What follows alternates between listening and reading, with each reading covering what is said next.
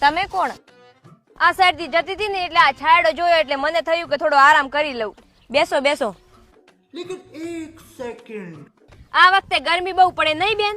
આપણને ગરમી નડે જ નહીં.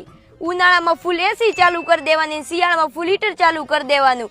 ના ઠંડી લાગે ના ગરમી લાગે, જલસે જલસા. શું વાત છે બેન? હા મોજે મોજ.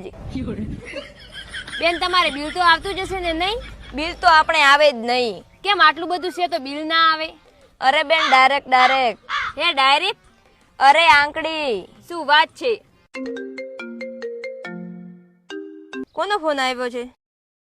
હા સાહેબ, જો બધાને ગયા મહિને બિલ ઓછા આવ્યા હતા એટલે ચેકિન માં નીકળીશું.